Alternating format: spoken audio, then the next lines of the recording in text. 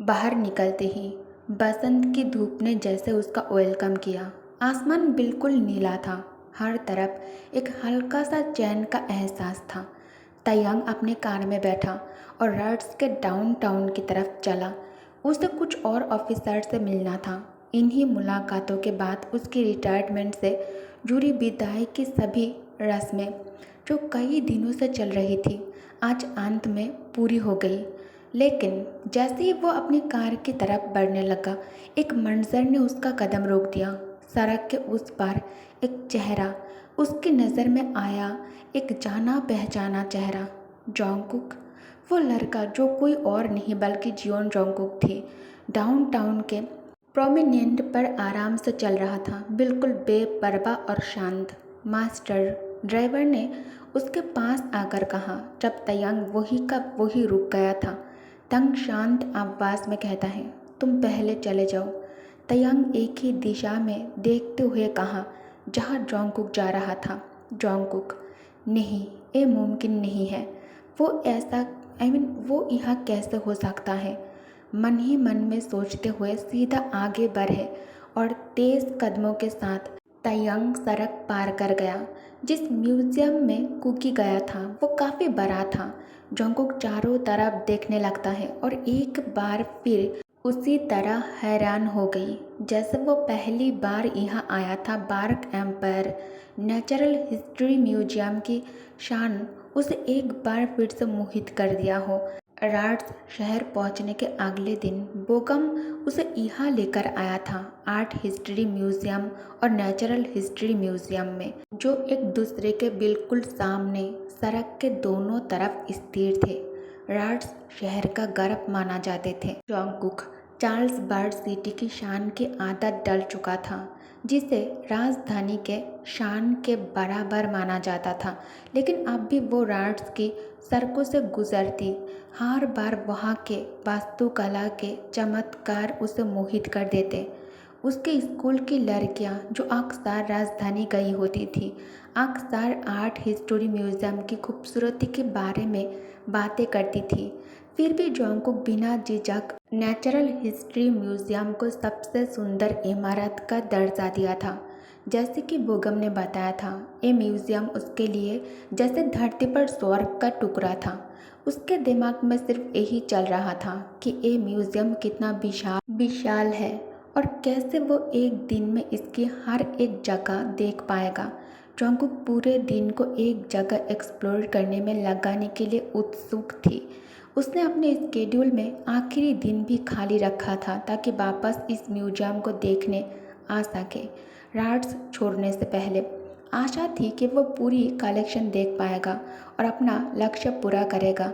जब उसने ये ठान लिया तो वो म्यूजियम के दरवाजे की तरफ चलते हुए एक नए जोश के साथ अंदर गया। बोगम आज उसके साथ आना चाहता था, लेकिन जोंगकुक ने उसकी सोच को विनम्रता से ठुकरा दिया, क्योंकि उसने तो अपना एग्ज़ाम कल ही ख़त्म किया था, जबकि बोगम का एग्ज़ाम कल सुबह से शुरू होना था।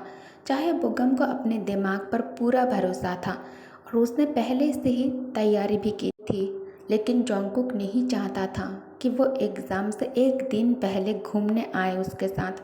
एग्जीबिशन हॉल में एंटर करने से पहले उसने एक बार फिर अपना आउटफिट चेक किया, कपड़ों की सिलवटें ठीक की और कॉलर सेट किया, जैसे किसी खास मुलाकात के लिए तैयार हो रहा हो। उसने ये भी इंश्योर किया कि उसके बाल का एक भी स्ट्रैंड इधर उधर ना हो। कंफर्टेबल शूज़ चेक्ड, नोटबुक और pen checked, stamina full, I am ready to go, Jungkook मन ही मन कहता है।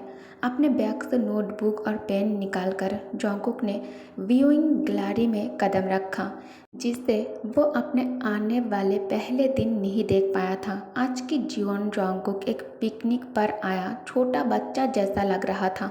किम तयंग एक सेफ्टी डिस्टेंस से चुपचाप जोंगकुक को देख रहा था, जो वो बिना थकावट के काफ़ी बड़े एग्जिबिट गैलरीज के बीच से जा रहा था। तयंग को पहले ही यकीन हो गया था कि जो लड़का नेचुरल हिस्ट्री म्यूजियम के अंदर गया था वो जोंगकुक ही था, इसलिए उसने चुपचाप उसका पीछा किया, लेकिन दूरी बनाए रखी जोंगकुक से। तयंग के अंदर की क्यूरियोसिटी जीत गई थी। तयंग हैरान था, आखिर ये यहाँ क्या कर रहा है। लेकिन जैसे ही उसने देखा कि वो क्या कर रहा है, तयंग ने डिसाइड किया कि वो इंतज़ार करेगा और उसे और करीब से ऑब्जर्व करेगा। इंतज़ार करते हुए एकदम से उसे याद आया कि इसी वक्त कैपिटल में कॉलेज एंट्रेंस एग्ज़ाम होते हैं। जब उसने देखा कि जोंगकुक कैपिटल आया था एग्ज़ाम देने, तो उसने सोचा कि शायद उसने कॉलेज में पढ़ाई जारी रखने का डिसीजन ले लिया है और शायद उसकी पार्क बोगम से शादी भी उसी का हिस्सा हो। जोंगकुक एक गिलास डिस्प्ले केस के सामने खड़ा था जिसमें अलग अलग प्लांट्स के नमूना थे। वो बड़े मन से अपने नोटबुक में कुछ लिख रहा था। कभी कभी उसके होठों पर एक हल्की सी मुस्कान होती थी और उसका चेहरा एक चमकती खुशी से भर जाता, जैसे वो किसी अनमोल हीरे को देख रहा हो। ताइयांग के लिए मानना मुश्किल हो रहा था कि एक सिंपल प्लांट सैंपल उसके चेहरे पर इतनी खुशी ला सकता है। आखिर में ताइयांग ने थोड़ा और उसका पीछा करने का फैसला किया, लेकिन वो ज़्यादा करीब नहीं गया क्योंकि उसे पता था जैसे ही जोंगकुक उसे देखेगा उसकी खुशी छिन जाएगी। ताइयांग अपने हाथों को पीठ के पीछे बांध लिया और धीरे धीरे उसके कदमों के साथ साथ चलने लगा। उसने पिछली गर्मी के बाद से जोंगकुक को नहीं देखा था और जोंगकुक ज़्यादा बदला हुआ नहीं लग रहा था। बस उसके नाजुक चेहरे में थोड़ा बहुत फर्क ज़रूर था। उसका चेहरा पहले से ज़्यादा पतला हो गया था। उसकी मुस्कान और एक्सप्रेशन पहले से भी ज़्यादा नरम लग रही थी और उसके शरीर की हरकतें भी अब और ज़्यादा ग्रेसफुल हो चुकी थी। शायद लेस वाली शर्ट पहने हुए जोंगकुक पहले से ज़्यादा मैच्योर लग रहा था। जब जोंगकुक हार्बरियम एग्जीबिशन रूम में काफ़ी वक्त बिता लिया, तब वो निकलकर अगले गैलरी के रास्ते की तरफ रुक गया। ताइयांग को तुरंत समझ आ गया कि क्या चीज़ उसका ध्यान खींच रहा है। दो गैलरी के बीच का जो पैसेज था उसे इस तरह से सजाया गया था जैसे किसी स्वर्ग का तस्वीर हो। चांद से रंगीन शाखाएं जिन पर सफ़ेद पंख और पत्तों जैसे लटकते हार लटक रहे थे। जब शीशे की खिड़कियों से रोशनी अंदर आई तो उन शाखाओं पर लटकते रंगीन चिड़िया के आकार के क्रिस्टल ऑर्नामेंट्स ने रोशनी को रिफ्लेक्ट किया। वो मंजर किसी परी की कहानी जैसे सपने जैसा लग रहा था और पूरे जगह की खूबसूरती में जादू भर गया था। जोंगकुक कहता है, गॉश। जोंगकुक की सीधी साधी तारीफ ताइयांग के कान तक पहुंच गई थी। ताइयांग अपने चेहरे से मुस्कान हटा नहीं पाया जब उसने देखा कि जोंगकुक किस तरह बिना किसी झिझक के उस जगह में इधर उधर भाग रहा था। उसके लहराते हुए सुनहरे बाल और उसकी ड्रेस का किनारा उसके साथ साथ उछल रहा था, जैसे एक छोटा सा लड़का किसी प्लेग्राउंड में भाग रहा हो। उस सुंदर पैसेज के बीच में जोंगकुक ने अपने कदम रोक दिए। उसने अपना हाथ शाखाओं की तरफ बढ़ाया, लेकिन उसकी उंगलियां चिड़िया के शेप के ऑर्नामेंट्स तक नहीं पहुंच पाया। जोंगकुक अभी भी छात की तरफ देख रहा था, एक अजीब सी मोह में। तभी ताइयांग सीधा उसके पास आकर खड़ा हो गया। जब तक जोंगकुक उसकी मौजूदगी को महसूस करता, उससे पहले ही ताइयांग उसकी कमर को पकड़ लिया और उसे जमीन से अपने गोद में उठा लिया। कुकी अचानक हवा में उठने पर चौंक गया। उसने अपना सिर घुमाया और वही क्रिस्टल चिड़िया जो पहले उसकी पहुंच से बाहर था, अब बिल्कुल उसकी आंखों के सामने था। कुकी को महसूस हुआ जैसे वो भी बसंत की चिड़िया की तरह उड़ सकती है, कहीं भी जा सकती है, जैसे वो खुली आंखों से कोई सपना देख रहा हो।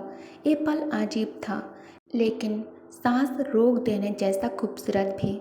ताइयांग उसे धीरे से वापस जमीन पर उतार दिया, जैसे कुछ हुआ ही ना हो। ताइयांग का हाथ जोंगकुक के कमर के नीचे फिसल कर उसकी त्वचा को हल्की सी छू गया था। जोंगकुक कांप उठता है। जोंगकुक अपना सिर उठाया और अपना हाथ जो क्रिस्टल चिड़िया को छू चुका था पीछे छुपा लिया। ताइयांग धीरे से अपने ऑफिसर वाली टोपी उतारी। उसकी आंखें गर्मियों के अंत में आसमान से भी ज़्यादा नीला था जो अभी कुकी पर टिकी हुई थी। म्यूजियम के डोम के नीचे एक छोटी सी कैफ़े थी जहाँ लोग आराम कर सकते थे और कुछ हल्का फुल्का खा सकते थे। जोंगकुक और बोगम ने पहले दिन जब वो यहाँ आए थे तब उस छोटी सी कैफ़े में लंच किया था। तायंग बिना कुछ कहे कैफ़े की तरफ बढ़ गया। उसका इरादा समझकर जोंगकुक वो ही रुका रहा। उसके चेहरे पर एक गुस्से भरी एक्सप्रेशन बन गई थी। जोंगकुक तायंग के सामने सिर झुकाकर उसे ग्रीट करते हुए कहता है, अच्छा लगा आपसे मिलकर ड्यूक किम तायंग, लेकिन अब मैं चलता हूँ। उसकी बात सुनकर तायंग ने अपना कदम रोका और मुड़कर उसकी तरफ देखा। जोंगकुक ने हिम्मत जुटाई, झुककर सलाम किया और दूसरी तरफ जाने लगता है। तभी कमांडिंग टोन में तायंग कहता है, वो ही रहो, डोंट मूव कुकी। लेकिन जोंगकुक ने माना कर दिया और कुछ और कदम आगे बढ़ा गया। कुछ और कदम जोंगकुक ने और बढ़ाए, लेकिन आखिर में वो बच नहीं पाया। तायंग उसके आगे आकर उसका रास्ता रोक चुका था। क्या प्रॉब्लम है तुम्हारी? जोंगकुक ने गुस्से से पूछा। आसपास देखा, कुछ लोग उन दोनों को क्यूरियस नज़र से देख रहे थे। मैं ऐसे लोगों से नफरत करता हूँ। तायंग के एरोगेंट अंदाज ने उसका खून खौलने पर मजबूर कर दिया था। तायंग कहता है, व्हाट? जोंगकुक कहता है, हाँ, तुम जैसे लोगों से मुझे नफरत है। मैं तुमसे इस तरह का बर्ताव बर्दाश्त नहीं कर सकता। जोंगकुक ने अपने बैग के स्ट्रैप को जोर से पकड़ा और उसके हाथ कांप रहे थे। जोंगकुक फिर कहता है, मेरा मतलब है मैं। तभी तायंग कहता है, तो तुम कुछ ऐसा करना चाहती हो जो हमें नहीं करना चाहिए, हाँ? कहीं तुम मुझे किस तो नहीं करना चाहते हो ना? Xeon Jungkook. तायंग के होठों पर एक हल्का सा सरकास्टिक स्माइल था। जोंगकुक का चेहरा एक पल के लिए गुस्से से और हैरानी से टपक उठा। नहीं। उसके दोनों हाथ जोर से कांपने लगे। तायंग के ऐसे ऑफेंसिव कमेंट के बाद बिल्कुल नहीं। जोंगकुक के गालों में एक तेज जलन सी महसूस हुई। गुस्से से उसका चेहरा तापने लगा, बिल्कुल लाल हो चुका था। तायंग ने उसके सामने जो बेइज्जती की थी वो उसके अंदर तक चुभ गई थी। सबसे ज़्यादा इसलिए क्योंकि उसने इतनी एरोगेंस से वो बात कही थी। कुछ पल आसपास देखने के बाद तायंग ने अपनी नज़र फिर से उस पर डाली। मैं सिर्फ एक कप चाय खरीदना चाहता हूँ, उस लड़की के लिए जो मेरे स्टेट में रहती है, जिसे मैं यहाँ कैपिटल में मिल गया। काइंड होना कोई गुनाह नहीं है। क्या गुनाह है, हाँ? जोंगकुक तेज आवाज़ में कहता है, मैं कोई गर्ल नहीं हूँ। तायंग कहता है, ये बात और ज़ोर से चीख कर बोलो ताकि सबको सुनाई दे। अगर तुम गर्ल नहीं हो तो तुम अभी भी वुमेन के कपड़े पहनकर क्यों घूम रहे हो? उसका अंदाज बिल्कुल भी शर्मिंदा नहीं था, चाहे उसकी बात थोड़ी डिसरेस्पेक्टफुल ही क्यों ना लगी हो। इसमें कोई गलत बात नहीं है, तायंग ने ठंडे लहजे में कहा और अब उसके चेहरे से मुस्कान गायब थी। Right Jungkook? अपने खुद के सवाल का जवाब भी खुद ही देकर तायंग सीधा कैफे की तरफ बढ़ गया। जोंगकुक ने उसके पीठ को देखते हुए एक लंबी और थकान भरी सांस लिया। वो ड्यूक किम तायंग को तो ज़्यादा नहीं जानता था, लेकिन अब उसने एक ज़रूरी बात जान ली थी। वो आदमी जो चाहता था उसे पा के ही रहता था, और जितना मुश्किल होता था कुछ पाना, उतना ही वैल्यूएबल वो चीज़ उसके लिए हो जाती थी। वो हमेशा जीतने वाला आदमी था। हार मानकर जोंगकुक उसके पीछे धीरे कदमों से चल पड़ा। अब वो दोनों एक दूसरे के सामने बैठे थे। ऑर्डर करने के कुछ देर बाद वेटर 2 गरम गरम कॉफ़ी के कप्स लेकर आया। एक कप से उठी धुआं सी भाप दोनों के बीच में मंडरा रही थी। दोनों एकदम चुप थे। मैं कभी नहीं सोचा था कि मैं तुमसे यहाँ इत्तेफाक से मिल जाऊंगी। जोंगकुक ने ऑकवर्ड साइलेंस को तोड़ते हुए बात शुरू की। नेचुरल हिस्ट्री म्यूजियम में क्या तुम? मैं इंटरेस्टेड नहीं हूँ, तायंग सीधा कहता है। तायंग ने उसकी बात बीच में काट दी और कॉफ़ी का एक सिप ले लिया। ये बात तुम भी जानते हो, जियोन जोंगकुक। उसके होठों पर एक हल्का सा स्मारक था। मुझे ऐसे जगहों में बिल्कुल भी दिलचस्पी नहीं है। तो फिर तुम यहाँ आए क्यों? तुम्हें ऑलरेडी पता होना चाहिए कि मैं यहाँ क्यों आया हूँ। आई थिंक तुम्हें ऑलरेडी पता है कि ये कोई इत्तेफाक नहीं था, तायंग ने धीरे से कहा। नहीं, जोंगकुक ने तुरंत जवाब दिया। उसका पूरा शरीर तान गया और उसका दिल एक अजीब सी घबराहट में तेज़ धड़कने लगा। वो तो ये चाहता था कि वो बस एक गरीब अनाथ होती जिससे वो सिर्फ सिंपैथी देता, लेकिन किसी और नज़र से उस आदमी के लिए देखना, ये सोच भी उसके लिए दर्दनाक था। मुझे सिर्फ इतना ही पता है। जॉन्गकुक के आवाज़ में एक कँपकपी थी और जॉन्गकुक ने एक गहरी सांस लेकर अपनी बेचैनी को रोकने की कोशिश की। मुझे सिर्फ ये पता है कि तुम मुझे नफरत करते हो। जॉन्गकुक ने अपनी आंखों को बंद कर लिया, जैसे उस पहले किस की याद को मिटा देना चाहता हो जो अचानक उसके जहन में उभर आई थी। लेकिन कोई फ़ायदा नहीं हुआ। जैसे ही उसने आंखों को खोली, तायांग की नीली आंखें ने अब भी उस पर टिकी थी और वो पुरानी यादें फिर से उसके अंदर घुस गई, जैसे किसी नाइटमेयर में वापस चला गया हो। हाँ, मैं तुमसे नफरत करता हूँ, तायांग ने उसकी बात से आसानी से सहमत होता हुआ कहा। उसके चेहरे पर एक ठंडी मुस्कान थी। और अब मैं तुमसे बेपनाह नफरत करता हूँ जियोन जॉन्गकुक। तायांग के चेहरे से मुस्कान एक पल में गायब हो गई। उसकी आंखों में जो ठंडक थी उसने जॉन्गकुक के दिल को एकदम से चौंका दिया, जैसे वो उसके सीने से निकालकर गले तक आ गया हो। जॉन्गकुक कहता है, मैं चलता हूँ। जॉन्गकुक ने सीधी आंखों से चाय के कप में झांकते हुए कहा, जैसे उस आदमी का वजूद वहाँ था ही नहीं।